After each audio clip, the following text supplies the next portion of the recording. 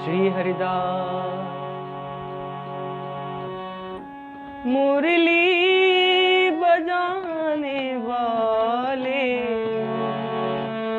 गिरवर उठाने वाले,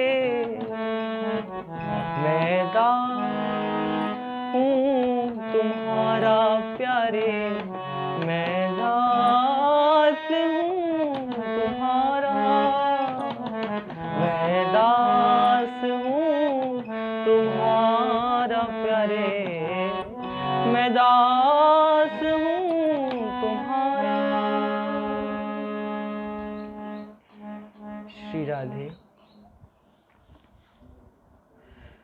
संसार में रहकर ही हमको भजन करना है। सब ओर से घिरे रहकर ही हमको अपने भाव को एक निष्ठ रखना है, अनन्य रखना है। और यही इसी कृपा को पाने के लिए हम संत के पास जाते हैं, भक्त के पास जाते हैं। संसार छोड़ने के लिए नहीं, संसार में ही रहकर अपने भाव को श्री बिहारी जी के प्रति कैसे समर्पित करें, ये दृष्टि लेकर हम संत के पास जाएं। इसलिए इसी में कल्याण है। एक फकीर मुझे याद आया। एक फकीर नदी किनारे बैठे थे और वो सोच रहे थे कि कब ये नदी सूखे और कब मैं पार जाऊं।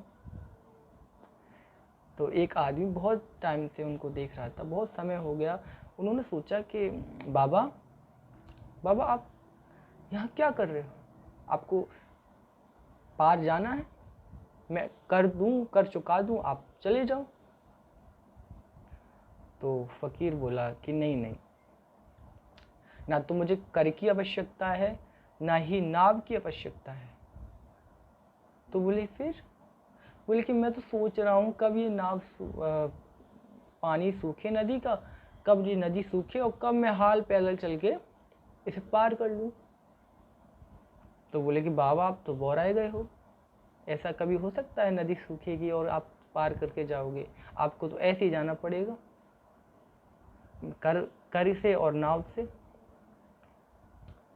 तो फकीर बोले कि मैं बौराया नहीं हूँ, मैं भी तो यही समझा रहा हूँ, संसार को छोड़कर भजन नहीं होता, संसार को पार करके ही, संसार में रहते हुए ही भजन होता है। भजन करना पड़ता है। आप सोचो कि अपनी जिम्मेदारियों को पूरा करके आप तब आसन लगाकर बैठोगे, तो ऐसा तो कभी नहीं होगा। ग्रह नाना जंजाला, तुलसीदास जी कहते हैं। तो कर रूपी समर्पण, कर रूपी शरणागति और नाम रूपी जहाज, नाम रूपी नाव पर ही चलकर बैठकर हमको ये संसार रूपी भव को पार करना है। यही जीवन का परम भगवत प्राप्ति का एक उपाय है।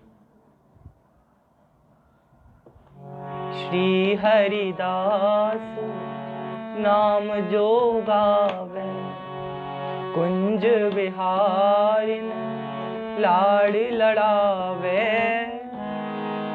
श्री वृंदावन वास की आशा, चरण रति पाऊं इह अभिलाषा, चरण रति पाऊं इह अभिलाषा। श्री हरिदास।